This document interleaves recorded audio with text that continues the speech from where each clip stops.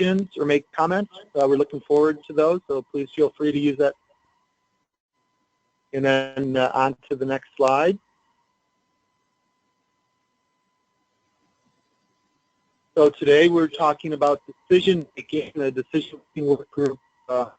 We'll be speaking. Jack, who is the work group organizer and the ALN program director, will give an overview. Jennifer Zach from Uberlytics is the decision-making work group leader, and Uberlytics is a sponsor of the Asset Leadership Network. Thank you. We have Heather Himmelberger, who is at the University of New Mexico, where she is the director of the Southeast Environmental Finance Center. She is also has many activities. She's a board member of the EPA Environmental Financial Advisory Board.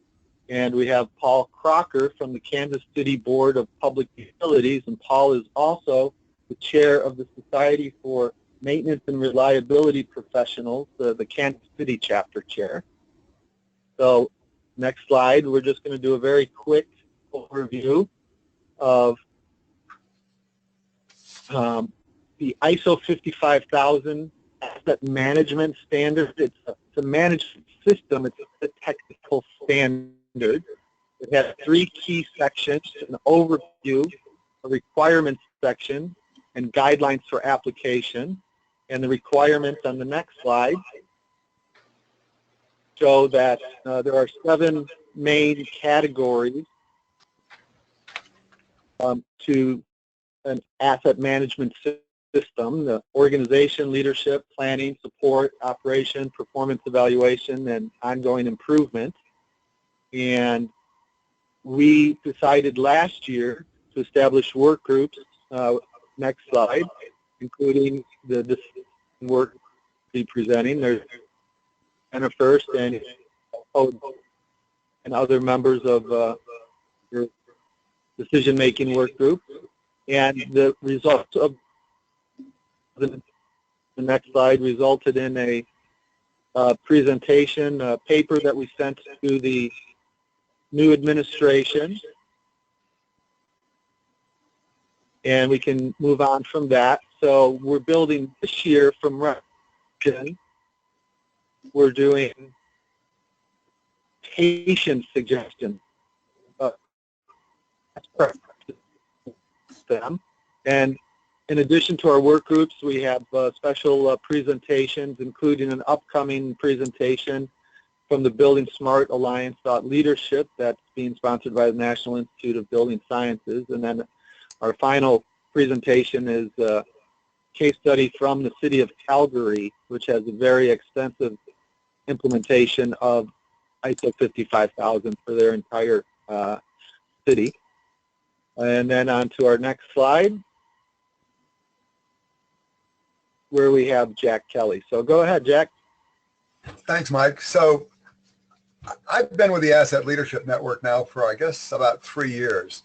Before that, I was with the Office of Management and Budget for about 36 years. And during that time, I had the pleasure of leading a number of government-wide management reform initiatives. Several of them had to do with different kinds of assets, selling off surplus real property, reducing the workspace footprint, helping better manage the federal motor vehicle fleet and the federal aviation fleet. So when I was approached by GSA to listen to a pitch by Jim Dieter and Jack Dempsey from the Asset Leadership Network about 3 years ago about an executive order, I thought, well, I come to the table knowing a little bit about asset management. Once I actually learned about the standard, I realized how much I didn't know, which I'm still learning about, and excited to be learning about. So one of the things that, go to the next slide, please. So Mike talked about how the standard itself is organized. And when I read the standard, my first reaction was, wow, the people that wrote this really knew what they were talking about. There are a lot of fantastic principles in here. It's a very high-level standard. It says basically when you make decisions about your organization, make sure you've got the right people in the room, make sure you've got the right information. So it's all very high-level stuff. But I was really overwhelmed by everything the standard said. It was too much for me to comprehend. It wasn't until I saw this chart, which was prepared by the Institute for Asset Management, that the pieces fell together in a way that I could actually get my head around it. Because what this chart does is it takes all of those principles that are in the standard and organizes them according to what the IAM calls system elements. And so today we're going to be talking about the one down there called asset management decision making. But a couple of takeaways that I took from this chart, if you go to the next slide. The first thing is, if you're going to be successful at reforming anything, but particularly asset management, you have to consider all of those system elements. You have to think about, do I have the right people in place? Do I have the right information available? Am I considering risk at appropriate points in the decision cycle? And then you've just got to do all those things and do them well.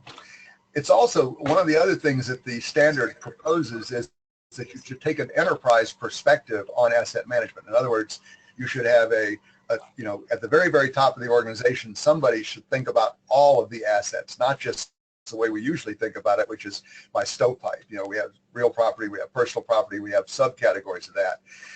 The thing about it, even though the enterprise perspective is important, and it's the perspective that you have to have if you're going to make trade-offs across those sectors, it's not, you can still apply the principles for specific asset types. There's just a lot of wisdom in the standard that pretty much anybody involved in asset management can benefit from. The other thing that was important to note is the principles aren't guidance. When I approach some of my former colleagues in the federal government about the standard, they say, "Oh my God, not just another set of rules." That's not what the standard is. The standard basically says, here's what you ought to think about as you decide what your rules are going to be. So different organizations can end up with very different ways of implementing asset management, and they could all be perfectly compliant with the standard. Next slide, please. So the opportunity for the federal government is that, this ISO 55000 is on the path to becoming much more widely recognized and adopted. Just the other day, Jim Dieter and I were at an infrastructure conference in downtown DC, and the last presenter was the chief financial officer from the Federal Transit Administration, and he talked about a program that they have to review grants or grant proposals from various transit agencies. And that whole assessment process is based on ISO 55000. So that was the most recent implementation of the standard within the federal government that I know about. If you adopt the standard, you can be assured that the right things are being done. You're going to assure that the focus is on supporting the mission, that the assets are going to be considered and how they support the mission. And you're going to also be more thoughtful about realizing value from your organization's assets. So next, please. So now we're going to turn it over to Jennifer Zach from Youre to talk about the work group. Thanks, Jennifer. Thank you. Thank you, Jack. I'm just going to switch presentations here, and we'll get this up. Great. So some of my leading slides are going to repeat a little bit of what Jack said, and I'll just ask for a little patience. This is the first time I've done a webinar with the video screen on, so I may not always be looking in the right place. But it has been my privilege to be the facilitator of the Asset Leadership Network Decision-Making Work Group. And the work group is sponsored by our company, Youre. We focus on risk and criticality analysis, helping organizations build better asset management programs. And today, it's just going to be a really neat progression of thought. I'm going to start with a summary of what the work group accomplished last year, and that's really staying up in the realm of talking about decision making on a level of theory and principle. Then we're going to be able to jump down to how does this apply in a specific sector, the water and wastewater sector, with Heather Himmelberger from the Southwest Environmental Finance Center sharing with us. And Heather's got fantastic information about how the EPA and other efforts are, what efforts are being made to really promote better asset management and the adoption of asset management best practices in our water and wastewater utilities. And then from the sector level, we're going to be able to dive right down into a concrete experience at a specific utility. And we have Paul Crocker from Kansas City, who's going to share what he's been doing at his utility using some of the tools that Heather's going to tell us about. So we've already seen this slide. Jack introduced this, the conceptual model, the Institute of Asset Management, outlining all the different parts that go together for an asset management plan. And we are talking about asset management decision making today. And when we talk about decision making in asset management, we can be covering all different kinds of decisions: capital decisions, operations and maintenance, life cycle, resourcing, shutdown and outage strategies. So a very diverse range of decisions that are made.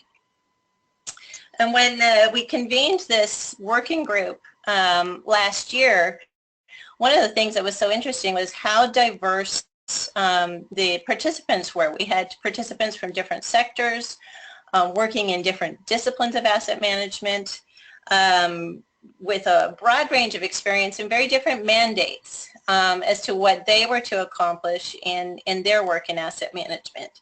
So we had a great opportunity to listen and learn from each other. And we decided that since we were coming from such a broad range of experience and focus, that we really just needed to start at the basics. And so we started with a real who, what, where, why, and how exploration of what effective decision making looks like, what it is, what kinds of things influence it. And certain things emerged. And one of the first things that we just tried to do was to define decision making and its importance. And we had two statements that we came up with. One, or observations: effective decision making is central to good asset management. And it is, I would argue, perhaps the central activity of asset management. As you are, whether you are in the people side of things, the data side of things, operations, maintenance, acquisition, you are making decisions about assets. And then the optimal decisions we described as arriving at the best value compromise between competing factors. So when we're talking about these competing factors, it's usually some kind of balance between performance, cost, opportunity, and risk.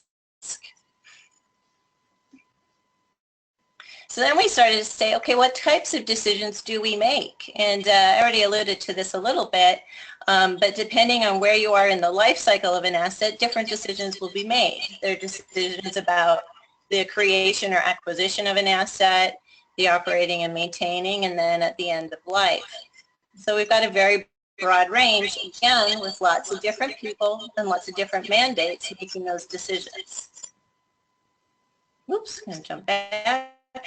So then it was brought up that decisions are made at different levels. And these levels can be levels within an organization or within like our entire country, going from different levels of government down to the actual hands-on maintenance of the asset. And so we identified three broad levels. We have the strategic level, operational level, and the tactical level.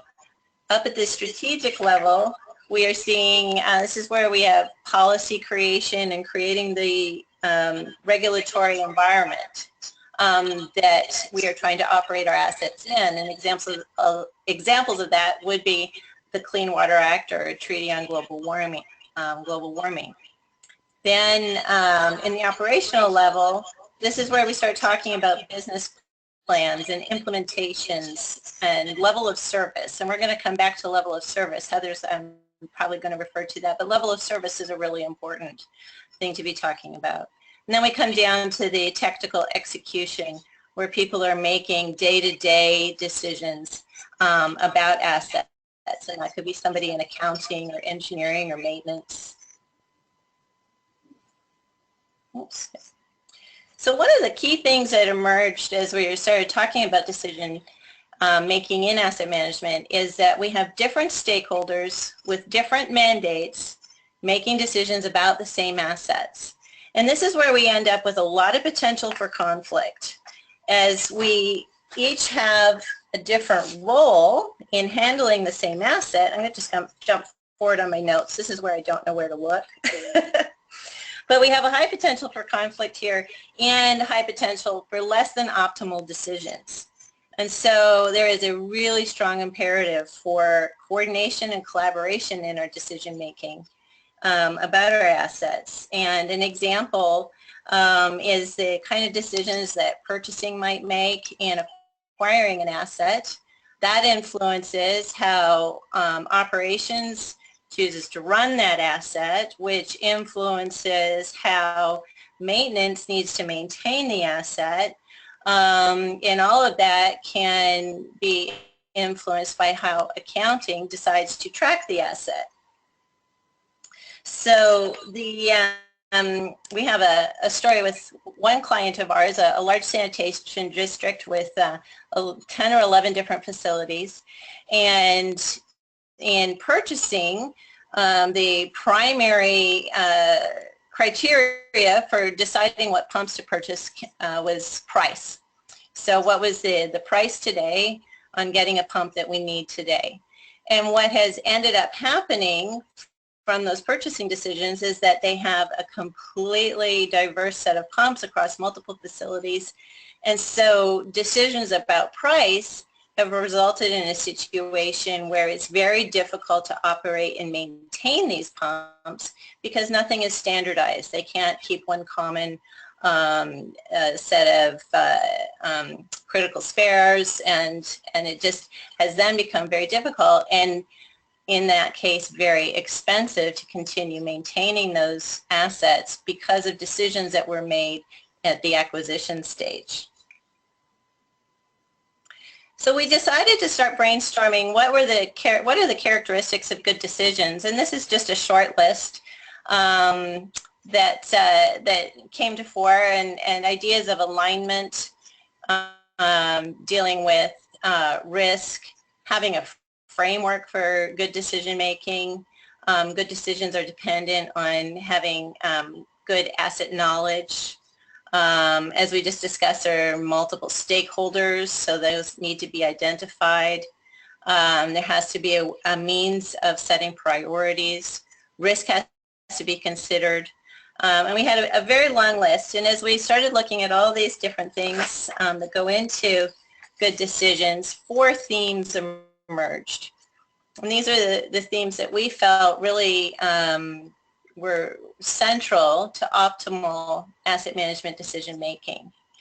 Optimal decisions have to be aligned to the overall aim or mission of an organization. And this brings in ideas of having line of sight from top to, the C-suite to the shop floor is how it's commonly expressed.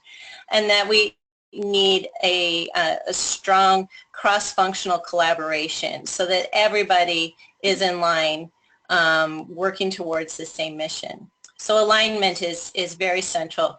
The next thing is that these decisions need to be risk-based.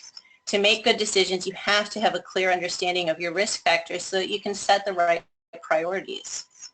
And then they have to balance short-term versus long-term constraints and demands.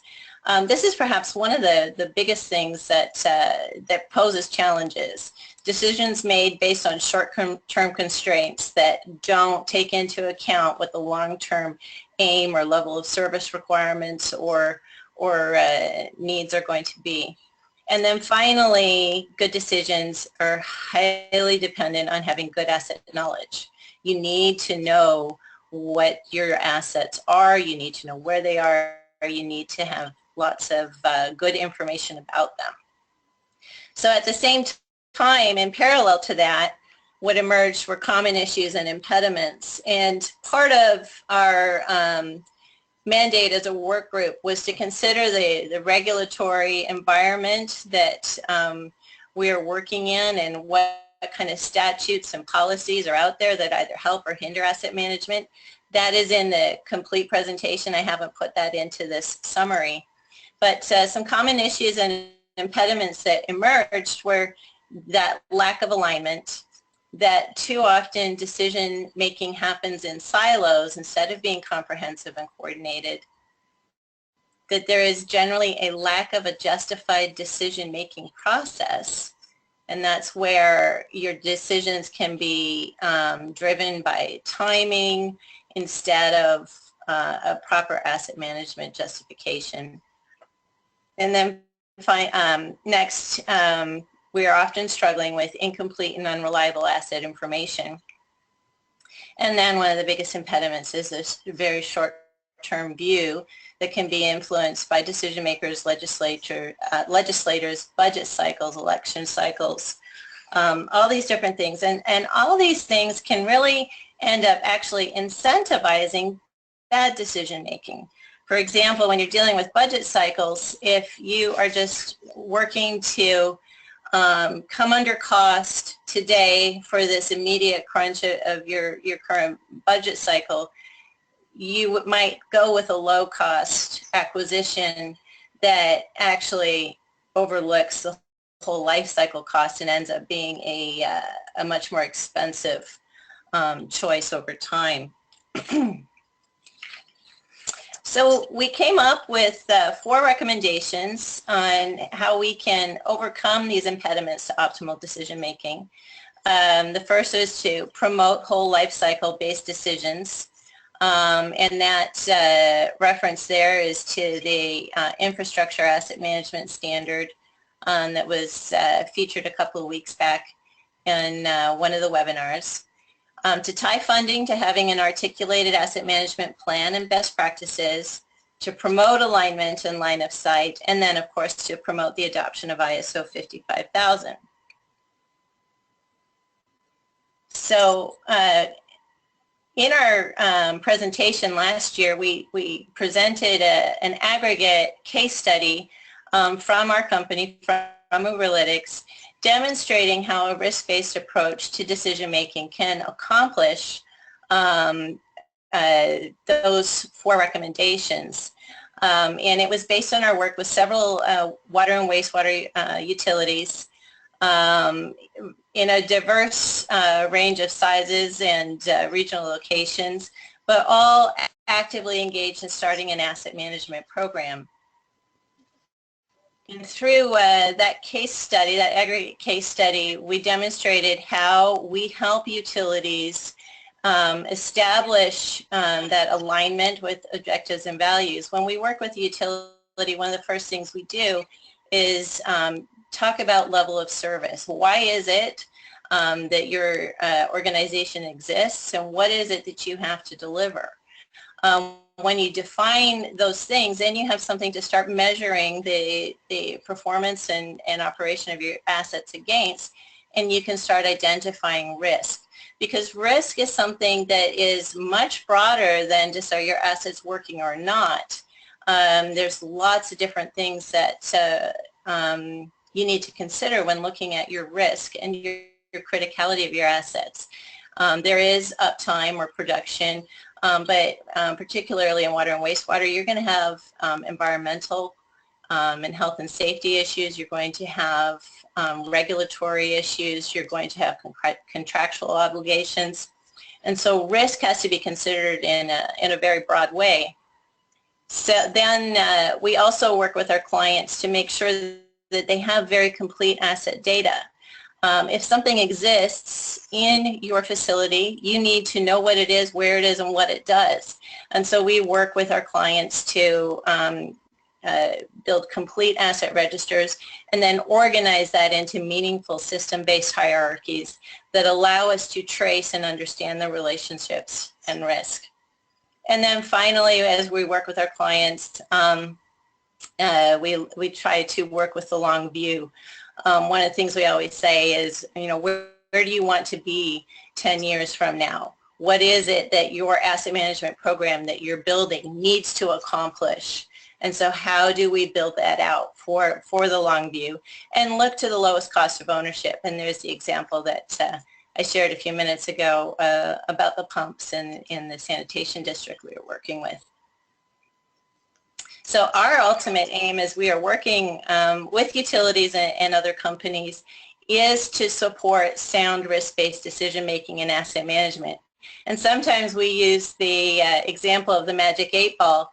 And too often what we see are decisions being made on about the same level of shaking a magic 8-ball and seeing what answer happens to float up. And instead, we really want to build a risk-based framework for good decision making. So the complete presentation from this work group last year, and including the case study that I've just skimmed over, can be found at our website, www.uberlytics.com. The link to that is actually broken, but that will be fixed shortly after the presentation, and so you'll be able to find that there this afternoon. So I'm going to jump back to the recommendations that our work group came up with last fall. And number 2, we were talking about we would really love to see the federal government and agencies tying funding to having an articulated asset management plan and best practices. And that is happening in some sectors. That is very central to funding in the transportation sector. And the discussion we had at the policy forum last fall was led by Mark Yarlett from Veolia Water, and discussing the potential for EPA the Clean Water State Revolving Funds to be used to promote asset management, which is exactly what is happening to varying degrees across the country. And I'm going to turn it over now to Heather Himmelberger, who's been instrumental in that effort. And she's going to tell us about what's happening in this sector and give us some really great information on that. Well, thank you, Jennifer, and good afternoon, everyone. I'm glad to be here today talking to you about this. This is one of my favorite subjects. My training is actually in environmental engineering, but the last probably 20 years or so of my career, it's been much more managerial and financial rather than technical. And I've had the distinct honor of being at every state at least twice, so all 50 at least twice, and with the exception of 2, at least 3 times per state. I've been to all the territories, and I've worked with water and wastewater utilities in just about all of those places. So what's kind of interesting is to see the similarities and differences across the country in the water and wastewater sector. And I would say about 75 to 80% of what you hear is pretty similar from one utility to another.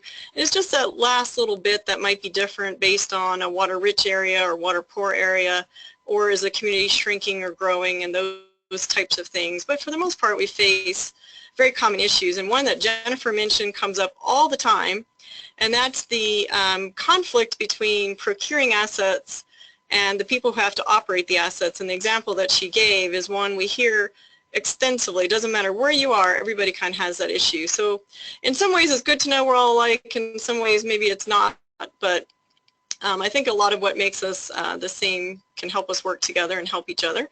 And I learned about asset management about 15 years ago or so when it was coming over from Australia and New Zealand in the water sector. And it appeared to me that it had a lot of the tools and components that could really help water and wastewater utilities improve their management and finance and their sustainability. And it's something that I've been promoting and working with utilities in ever since, and it's something I'm very passionate about because I think it really is the wave of the future, and the more we can get utilities doing it, the better off we will all be. So next slide, please. So as Jennifer mentioned, we'll focus a little bit today on the funding and the ties of the funding programs to asset management. So I wanted to just give a little bit of background. There are 2 different state revolving funds in existence right now that EPA provides money for. One is the Clean Water State Revolving Fund that came out of the Clean Water Act, and the other is the Drinking Water State Revolving Fund that came out of the Safe Drinking Water Act. So the Clean Water is for wastewater and drinking water, of course, for drinking water. The Clean Water Fund started back in 1987, and the Drinking Water Fund started in 1996. So the Clean Water is a little bit older. You can see the total federal input that has occurred since the beginning for each of these programs. So $41 billion has been put in to clean water and $15.5 billion for drinking water. The states are required to match the funds by about 20%, so you can see the state match there, about 7.6 on the wastewater, 3 on the water. And then there's a total revolving fund that is a lot bigger than both the state and federal inputs, and that's because the states are able to leverage the funds they get through the bond market, and as the name implies, it's a revolving fund. So as people pay the money back, that money can be lent out again to others. So there's 120 billion revolving in the wastewater and 34 billion in revolving in the drinking water fund.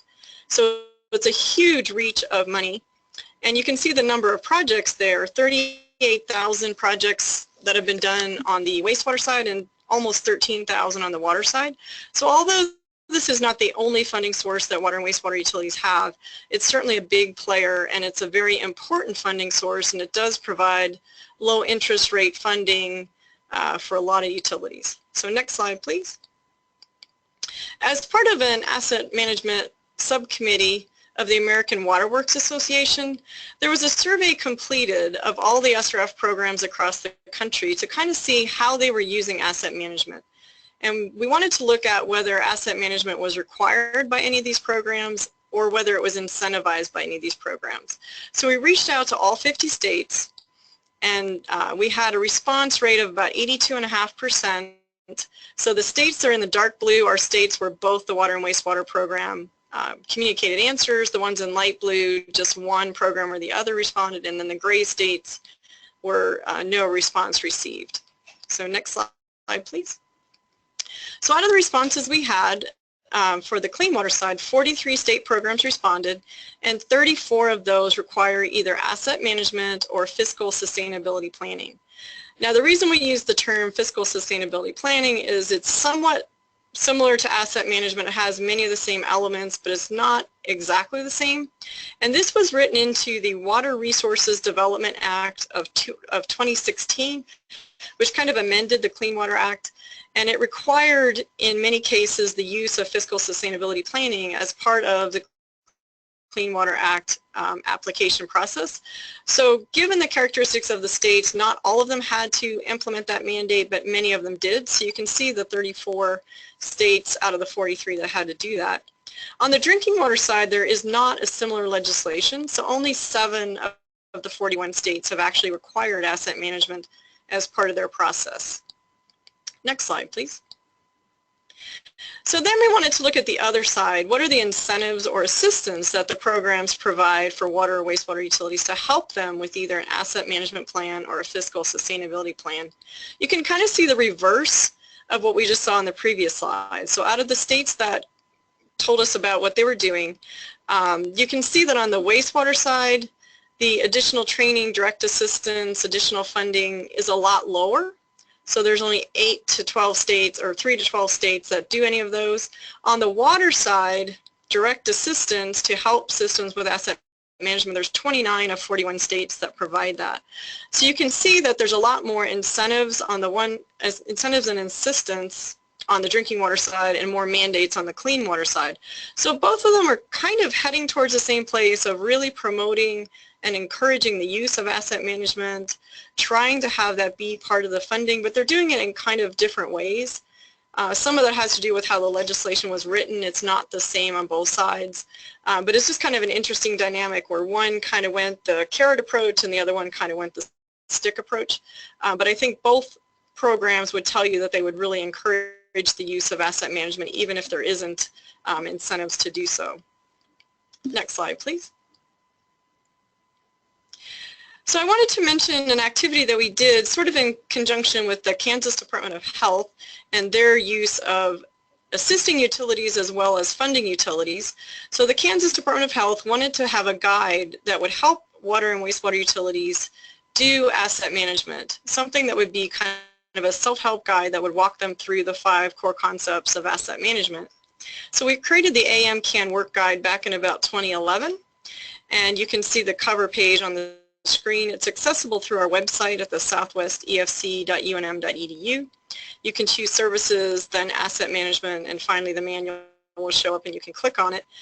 And there's over 200 video clips within the manual of utilities across the country kind of talking about asset management, how they've done it, what they've done, trying to give advice to water utilities, other ones that are trying to start an asset management program for things to think about, ways to start, that kind of thing. So there's a lot of resources within the guide to help utilities, and part of the reason for doing this was that Kansas wanted to tie in some way the asset management activities to the Drinking Water Revolving Loan Fund.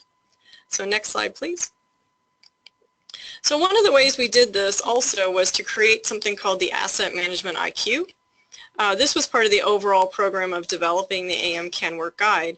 And the state was looking for how could we judge utilities in terms of their asset management practice, how could utilities look at themselves over time and decide if they were doing better, where their strengths and weaknesses were. There were some activities taking place at this time, but a lot of it was very complex. There was the one out of Australia that was about 180 activities that you had to judge yourself on against overall best practice. And it was a very difficult thing for a utility to take on, especially a small utility. And it could be overwhelming if you did 160 of those poorly. So we wanted to come up with something that was a little simpler, a little easier for small utilities, and to give you maybe a chance to kind of look at your utility across the sector of asset management, but without having quite such an overwhelming task. So the IQ includes 6 sections with 5 questions per section, and then every question has a 0 point up to a 5-point answer. So the 0-point answer would be we're not really doing anything in that particular activity, and then the 5-point answer would be we're doing really well in that activity. We're doing as good as we need to be doing. You can always do better than that, but at least that's a high enough level that, you know, if you wanted to put your time and effort elsewhere, that would be an okay thing to do. So we have several ways that a utility can use the IQ tool. You can go through it as a baseline to see where your practice stands. You can have several people within the utility take it separately and then compare the answers to see where you have differences and similarities. A state agency or federal agency could use it to look at an asset management program and see kind of, again, strengths and weaknesses of the program. So there's lots of different ways that it can be used, and it is available online. You can fill out the IQ, you can print out a PDF of the answers, it'll put a date on it, and you can either save the electronic version or print out the copy and save it so you can see how you're doing as time goes on. Next slide, please. And this Asset Management IQ tool also formed the basis of a survey that we did as part of the Asset Management Subcommittee, again, of the American Water Works Association. So in 2015, we wanted to do a survey and kind of see what was the status of asset management practice kind of across the water sector. So we put it out to everybody and said, please fill out this asset management survey. Let us know how you're doing. So it wasn't precisely the same as the IQ, but many of the same questions were included in there as the starting place, and then we just added a couple of additional ones.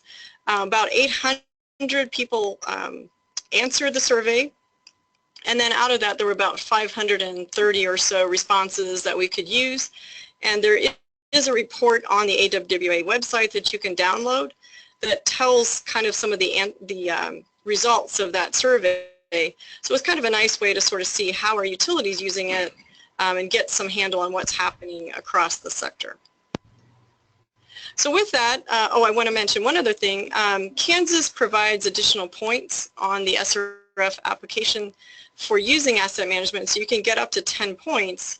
So that's one of the ways they're incentivizing the use of asset management within the state. And they also provide some training and technical assistance out of their state revolving fund set-asides to, again, help utilities get through the process. So with that, I'm going to turn it over to Paul Crocker. Paul Crocker works for the Board of Public Utilities in Kansas City, and he has been a rock star, in my opinion, in asset management. He came to one of our trainings that we had in Kansas City back in about 2012.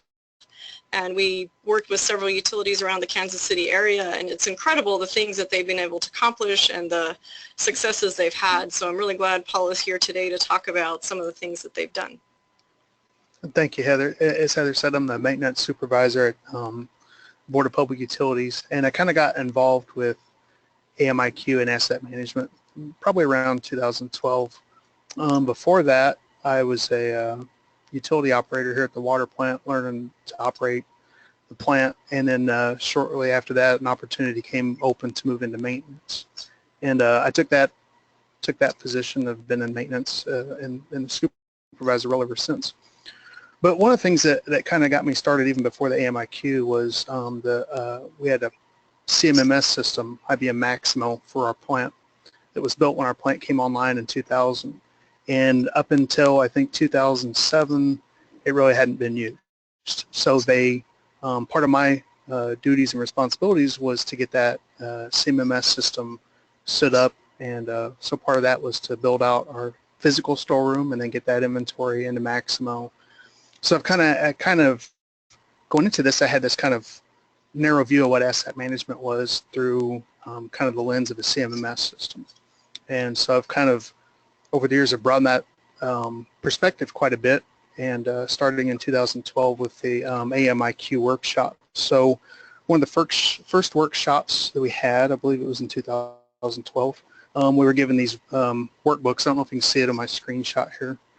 They're really well built. They've got some videos on DVDs in them, and just kind of workbook pages that I think really anyone at any utility, be it a real small utility or a medium size or even a large size like we would be, would find value in using the program. So on this first screenshot here, what I've done is I've just taken one question, one that we didn't score particularly high or low on, and just put it on the screen.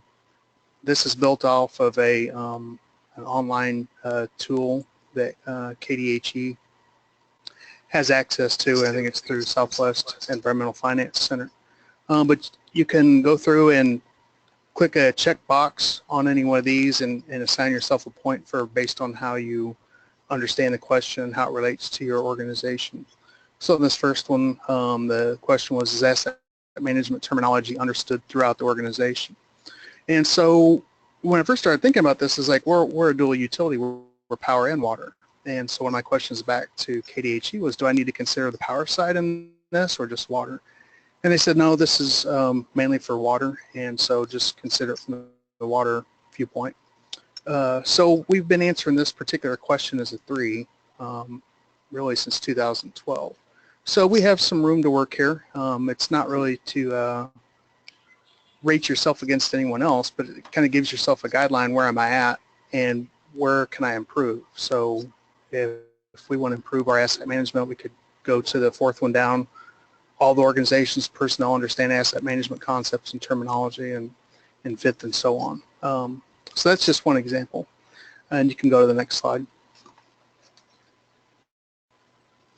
So this is the same kind of question written out, and at the bottom of it you can kind of see the cumulative scores across all the questions, but then slightly above that is that particular question every year from 2012 to 2017. We really haven't had any movement on that particular section or that question.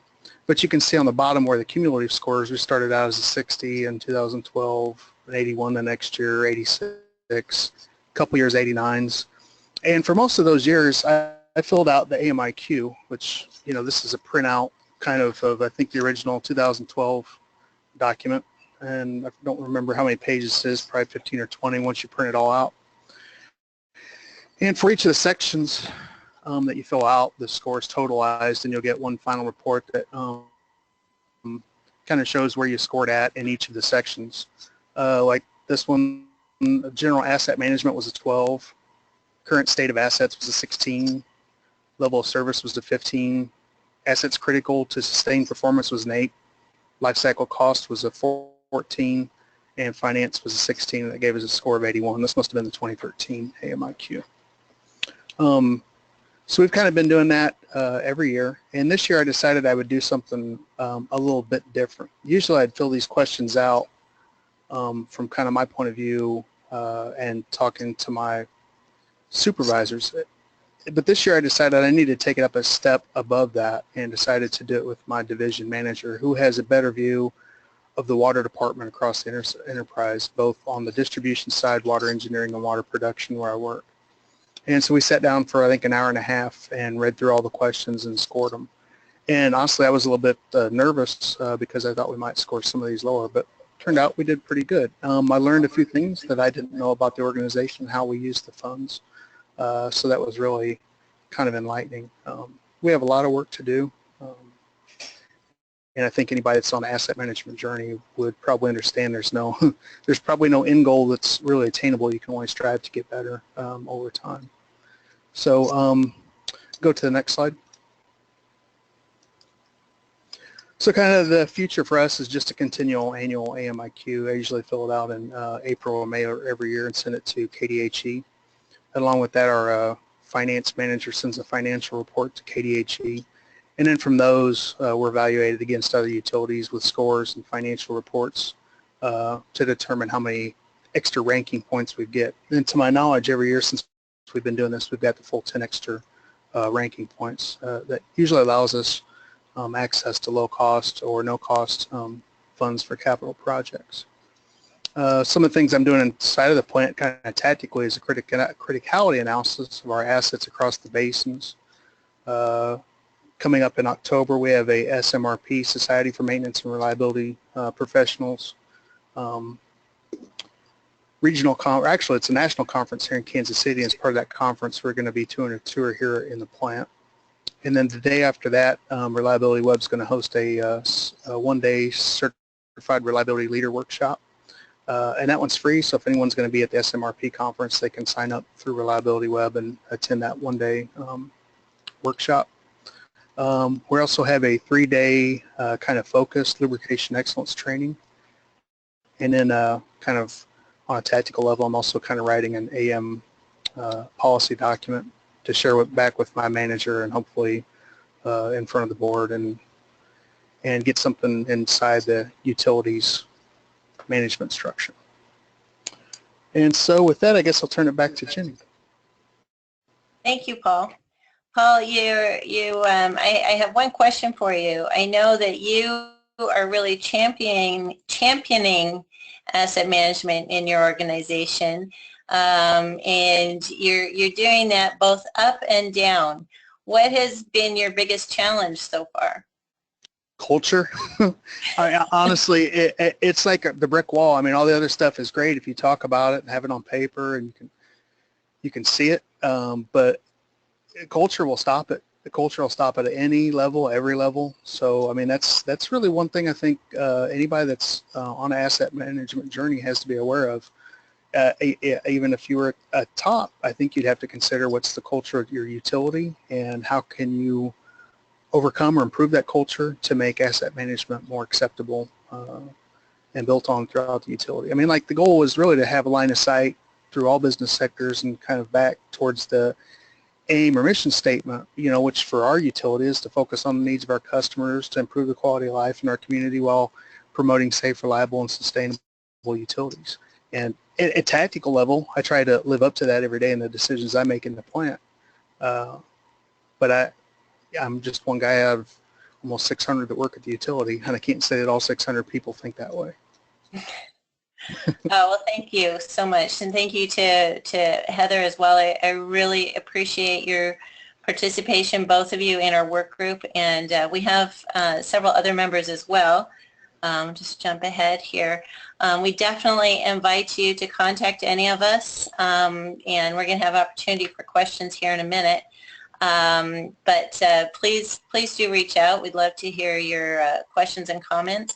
And if you'd be interested in joining this work group or any of the Asset Leadership Network work groups, you can contact me or you can contact Mike or Jack. What Paul was just saying really highlights that although we are looking at these elements individually, none of that happens in isolation. Decision making doesn't happen outside of people and culture, and culture doesn't happen apart from making good decisions. And this is definitely a collaborative effort that has to have everyone pulling their oars in the same direction. Mike, I'll send it back to you for any questions. Thank you, and we do have a few questions here. I'm going to go in reverse order of how they've been coming in. The asset management IQ, is that geared specifically toward wastewater, or is that something that can be used by other utilities or other asset categories? We did design it with water and wastewater in mind, although I think if you just sort of change the wording a little bit, you could use it pretty much for any sector, because As you know, the asset management thinking is really the same thinking, whether you're thinking about transportation assets or building assets or park assets or water or wastewater or whatever. It's the same basic 5 core concepts, and it's the same thought process. So I think another sector could use it. It is, you know, some of the wording may be water specific, you know, in terms of an example or something, but I think anybody could probably use it. Because it just, again, follows that thought process. And if you can just be a little creative where it says water, insert your own assets, I think you would be very easily able to use it.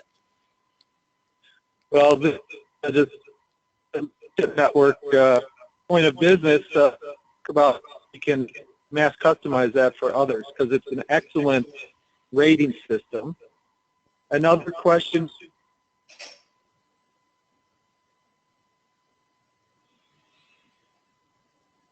Did we lose Mike? What do you attribute that to? Mike, Mike, I think we missed didn't the hear beginning that of the question.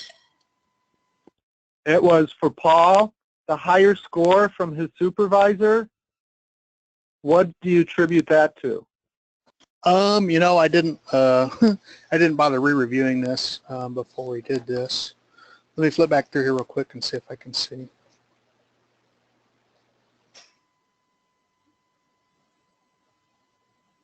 I bet it was a selection. It was probably more from the kind of the finance related section.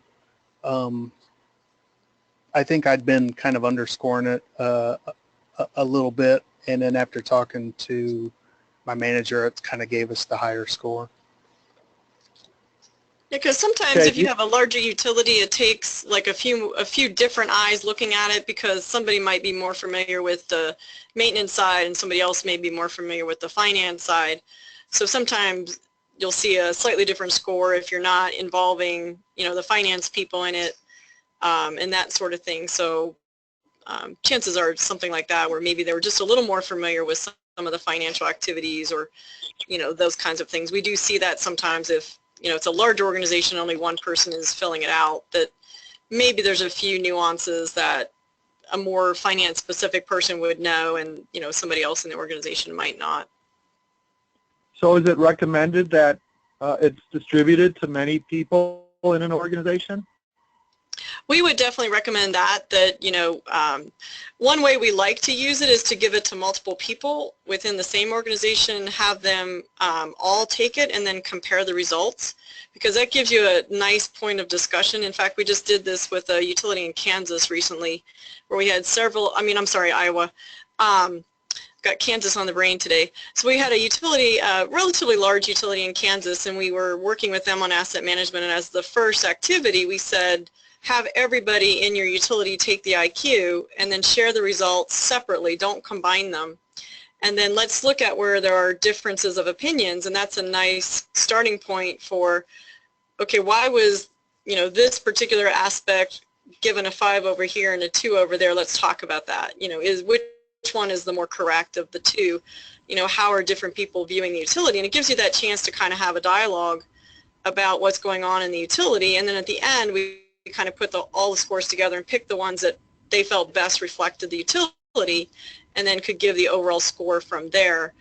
So we actually had several cases where the scores were almost identical for certain things, and then we felt, well, that's a good indication that everybody understands that piece of asset management. But, you know, even if they haven't called it asset management, they all understand kind of the same thing. Whereas in other cases, we would have from 1 to 5, and it's like clearly they're not both correct or all correct. So let's talk about what's actually going on and who understands it, you know, which way. So it can be a really nice discussion point. And then at the end, you really want to have sort of a, you know, a true picture of the organization. And if that means, you know, bringing the finance person to answer the finance questions and the maintenance person to answer, you know, maintenance questions or whatever, you know, however that works in your utility, bringing in multiple perspectives can help you kind of really see where your utility is. Excellent. And Paul and Heather also, are there any anecdotes about how the asset management IQ led to benefits or improvements? Paul, you keep moving up the line, so there must be some improvements there. Yeah, well, I know the utility's done several projects with those SRF funds, and so there's incentive for us to continue to score well on the AMIQ. Otherwise, we'd have to seek a different source for the infrastructure funds. And so kind of in my discussions with my manager last week, I'd asked him, I know there was a strategic planning session coming up, and I said, well, is asset management even on that? And he said, no. He actually turned around and he spent like 4 or 5 minutes flipping through all the slides. He said, it's not in there, but I'm adding it. And so he added it. So I think it's important to get it in there and start getting it viewed from much higher up in the organization than my level. That's a win. It's also kind of nice because sometimes utilities think they're starting at ground zero. And as much as you try to tell them, no matter where you are in your asset management journey, you're not a zero. And nobody is a zero because you're doing stuff. You may not have thought of it as asset management, but there are things you're doing. You do have some level of service. You do have some criticality. Maybe you're not doing what you should be, but you're doing something. And one way that it helps is when you do it as like the baseline of where I am today, and utilities realize they're not zero. There might be 30 or 40 or 50 to start with, depending on how much they've been doing. It kind of gives them a more comfort zone that says, okay, it's not as bad as I think, and now I have a starting place. And there's a real concrete set of starting places. So what we tell them is you can look at where your strengths are and build on those if that makes you more comfortable as a starting place, or where your biggest weaknesses are. But it gives you a chance to really say... I've got a long question here that it's going to take a while, so sorry, I want to get to it from Brad Provenza. Does good asset knowledge mean you have evolved to the highest state of the facility lifecycle management, reliability-centered maintenance? Can't you implement optimal decision-making if you are still at the preventive and recurring maintenance stage? So I guess this is a question that came earlier in the presentation, but it might be addressed by the IQ. My personal opinion is you can do a lot of concurrent activities. So I always think of asset management as kind of like a corkscrew. And I think Paul mentioned that it's not really a destination, it's a journey. So you're on this journey for pretty much forever. As long as you're going to operate a utility, you're on the asset management journey. So you're looking at ways to take what I know now, make decisions on it, decide what I need to make it better, make better decisions, get better data. And so you're constantly on this sort of corkscrew going up, where you're kind of cycling up and down and saying, as I get better data, I'm going to make better decisions. But you have to make decisions anyway. I mean, you can't wait until you have all the greatest data in the world to make a decision, because stuff is happening. You know, things are going to break. You got to serve your customers. I mean, you can't like halt everything. Let's wait till I get great data and then move on. So you're going to have to be making decisions with, you know, the data you have now, and you just try to make that better so that your decisions in the future are better and better and better. So I always kind of think of it as long as you're moving in the right direction, you know, things are getting better. And you may not have the best decision making in the world right now, but you can always work towards better and better. We would definitely echo what Heather's saying, totally agree with that. The aim is to have the best asset data, and there are certain minimums that you want to try to achieve to start. But one of the things along the lines of what Heather's saying is being able to set priorities also influences data collection. Right now with big data and bringing in the Internet of Things and IoT sensors and all of that, we can absolutely be overwhelmed in data, but is it all data that we need? So when we talk about complete asset data or information, our first starting point is really, do you know what's in your facility? Do you have a complete picture of the assets that you have? Then there's all kinds of data and information that can be attached to those assets. that you may decide to set priorities on gathering or decide that's not important. And that really centers around understanding your criticality. That is a central part of the AMIQ and in asset management. When you know what's important, then you can start making decisions, because we all have finite resources. One of the things we say is everybody has $100 of need, and if we're lucky, $10 to spend. So how do we know where to spend that $10 and make sure we're identifying the most important assets? So Well, there to have been achieve some very RCM good on examples. everything, or that that may not be the right goal. So there have been some good examples of how to address that question. So thanks to all the speakers and all who have attended. There are a couple extra questions. We're going to officially end this now, but we're going to have after school response to 2 more questions, if anybody can stick around. So Michael Glovin has asked, how does your work align with the effective utility management initiatives, especially around the infrastructure element? Are any of you aware of the effective utility management initiative? Yes, the EPA and AWWA and a couple of other organizations, I think there were like 10 of them that are doing that effective utility management initiative. And it was just updated, I think, in the last maybe 6-9 months. They just updated it, and I believe it's available for free in a couple different locations. And how does this relate to maybe ISO 55000? That I don't know that they've tied it directly, but I think it looks at like 10 attributes that would describe an effectively run utility. So if somebody was doing asset management or following ISO 55000,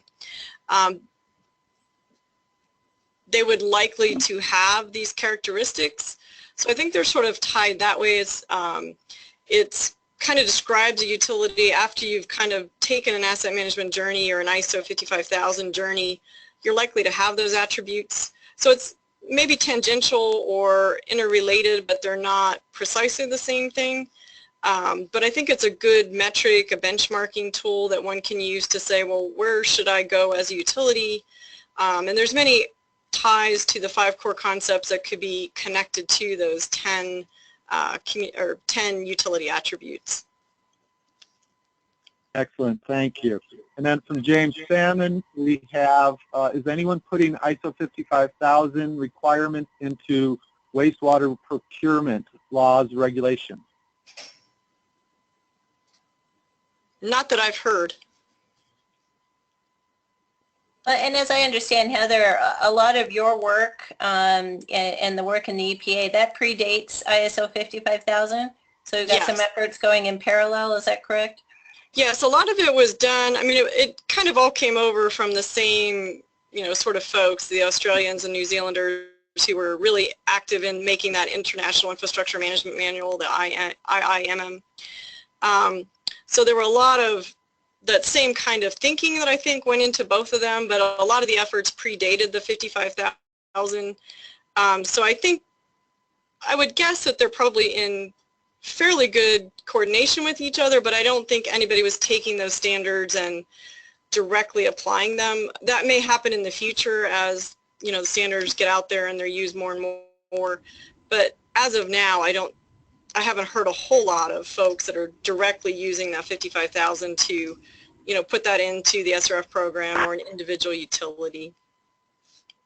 If I can jump in for a second, one of the things that I really like about the AMIQ and the approach that y'all have taken is it's very approachable. I mean, it's not daunting. A lot of people that take a look at the standard like I did say, oh my God, that's just huge. Nobody could ever do all this. And there are, in fact, certification programs, including self-certification programs that exist that organizations can use to certify or assess the gap between where the ISO standard would take them and where they actually are.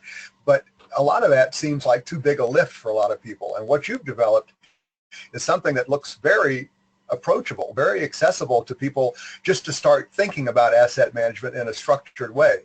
And I love your example of where they shared the IQ document with everybody in the organization. What a great way to get a conversation going and start raising awareness among everybody in the organization to the importance of asset management and just even some of the basic principles. So that might be, to use your spiral analogy, Heather, that may be a great way for people who are low down on the spiral to kind of get on it and then start ratcheting it up, becoming more and more sophisticated. And maybe if they stay on that path, which we certainly all hope they will, they'll ultimately get to the point where where the standard principles are business as usual. And that's, I think that would be a great goal for all of us. Yeah, and that was kind of our thoughts, is we wanted asset management to be more accessible because it was the kind of thing that when we first looked at it, it was really meant for the largest of the large utilities, and that was like 15 years ago or so, and they weren't even inviting small utilities to the table. They were being left out of the conversation entirely, and it was actually our organization that said, this is crazy, this is a thought process, anybody can do it, and we ought to have that same thought process, but just bring it down several levels of sophistication to say you can't have them doing these really high-level sophisticated stuff in a utility that's 50 customers, but they can still think a certain way, they can still gather data, they can still make good decisions. So how do we make it a little more accessible to everybody? And then, once you're on that journey and get so far, maybe you kind of transition over to something more sophisticated like ISO 55000, or maybe your organization's small enough you never have to do that. So it's kind of a, as you say, more of an entry point to get in that spiral and start moving on your journey on the way up. Well, this has been excellent discussion, and I think it's going to lead to some very productive further work group development. Thank you, everyone, and thank you, everyone who stayed on. There's quite a few people who still stayed for the rest of the discussion, stayed after class. We appreciate that. And Mike, if I might make a plug, I'm a little bit biased, and I'm terribly competitive. I think our work group is simply outstanding. And if anybody still on the call is thinking you'd like to be a part of an amazing group of people talking about really fascinating stuff, please let me know. We're welcoming new members. And it all culminates in a fantastic asset management policy week that's going to be in November in DC. So there's my email. Reach out, connect to me on LinkedIn. Would love to meet more people and have you join us. You're not biased, Jennifer. Your work group was the leading work group last year, and it is in the lead again this year. All right. Go decision makers. And thanks again to everybody, especially Thank you all. Illumine, Thank you. our sponsors, and Uberlytic, our sponsors also.